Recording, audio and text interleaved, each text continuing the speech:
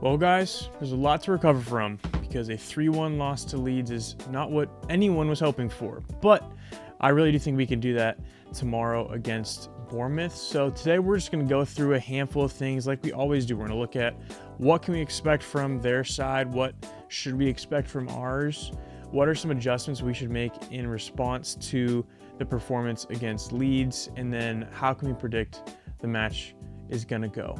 So let's hop into first a little bit of news and a little bit of thought from me about one of the things from the Leeds match.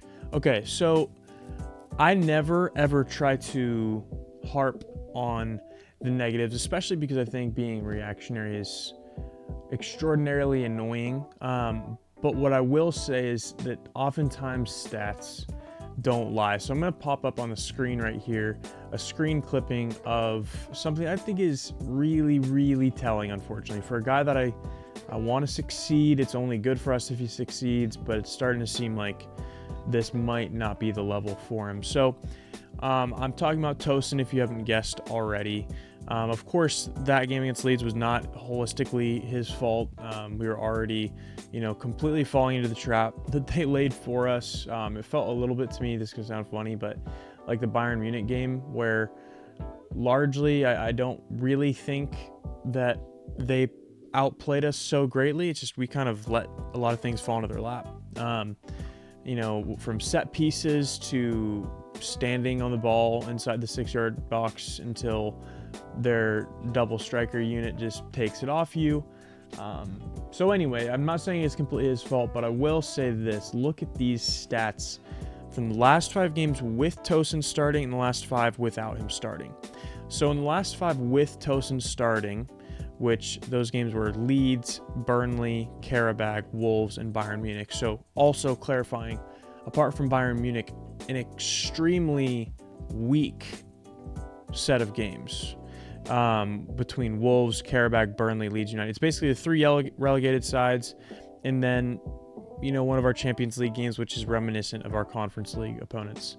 And anyway, in those games, we've conceded 11 goals in 5 games.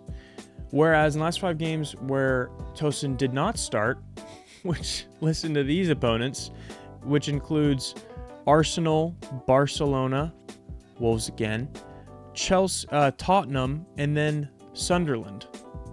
So I would say 4 of those opponents are very strong teams, especially in an attacking sense. And we've conceded only, look at this, 3 goals in the last 5.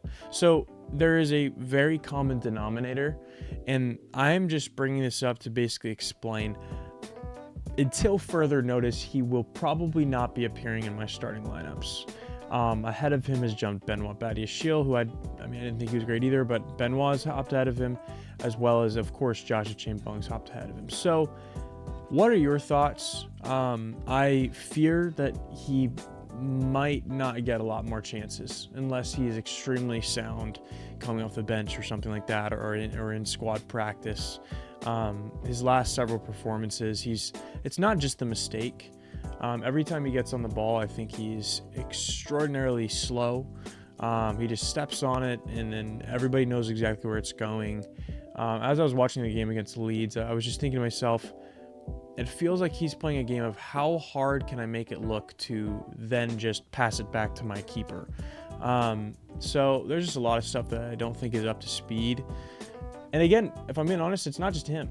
Not to as extreme extent, but I think Joao Pedro has been really off the pace as well. I think there's just this thing that I've noticed. I don't know if you've noticed this as well, but so often it feels like he's leaning back and on the balls of his feet and reaching for things way behind speed-wise from all these different opponents. And it's against a bunch of teams that I don't think should be outplaying a player like him. So I'm a little bit concerned about him. I don't know if I'm actually almost hoping there's a knock that we don't know about.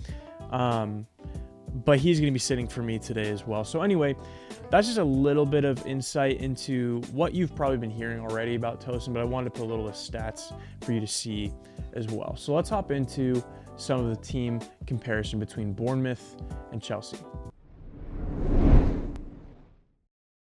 Okay, so bottom line, we should win this game. Bournemouth is definitely a very competitive side with some very good players like Semenyo, Evan Nilsson, and some other ones as well.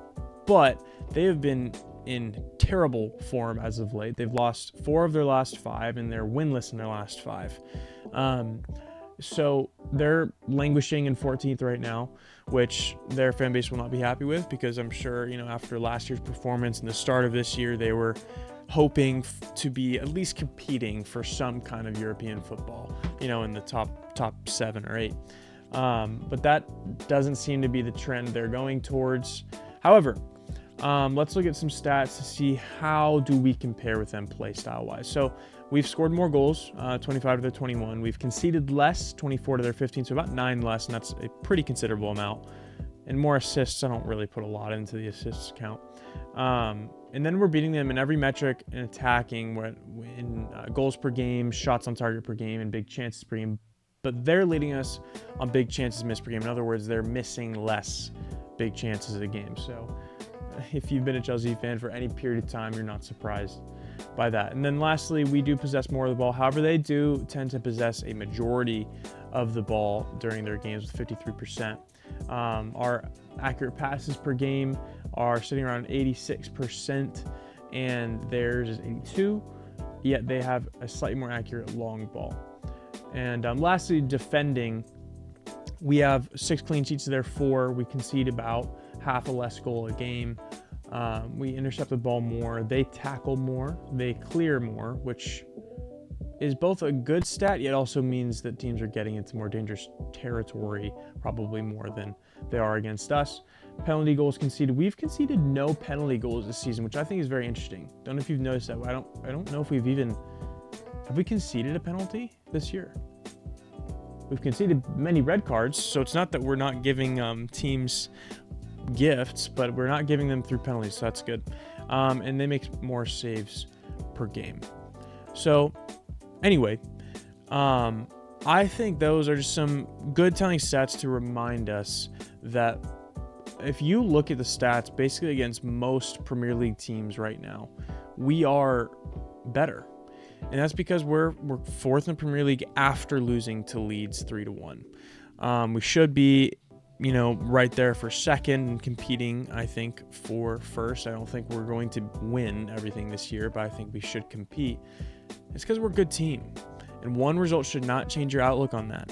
I think it's so easy to be so ecstatic, and then one bad result happens and we're all saying, oh, the system doesn't work. Oh, Enzo Maresca's rotation is stupid. And yet all of us were saying it was brilliant last week. So sometimes, guys, this is how sports work.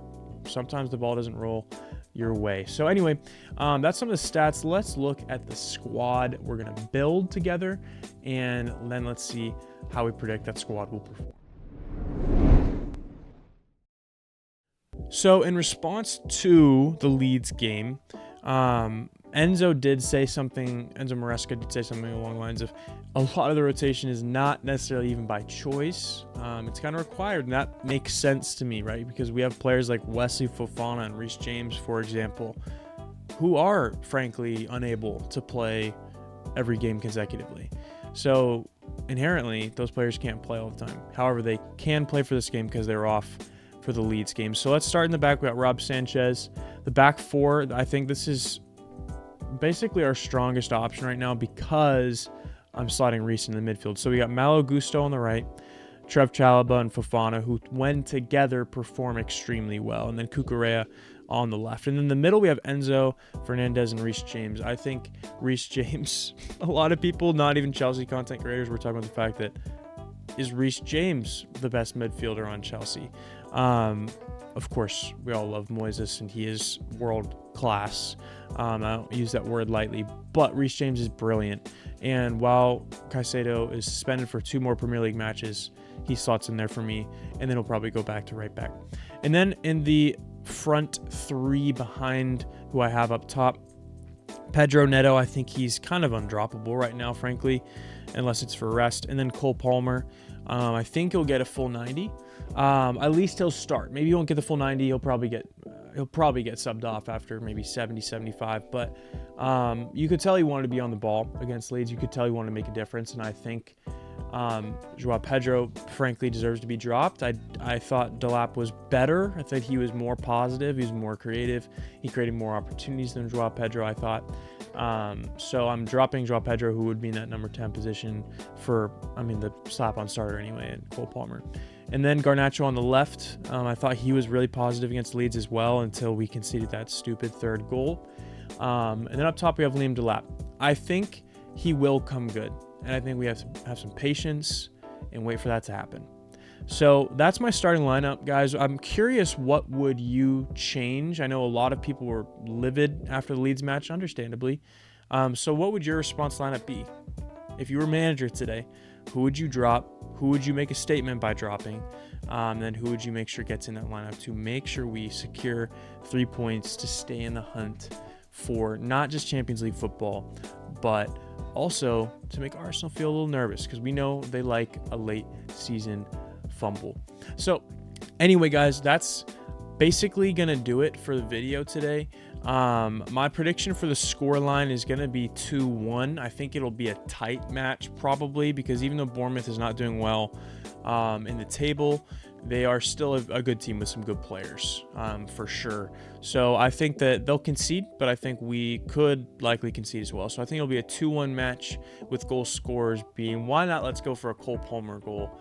And then I'm also going to go for another Pedro Neto goal, because he's absolutely on fire. So what are your predictions? What do you guys think is going to happen? And apart from that, hope you enjoy the game tomorrow, and I'll see you guys next week.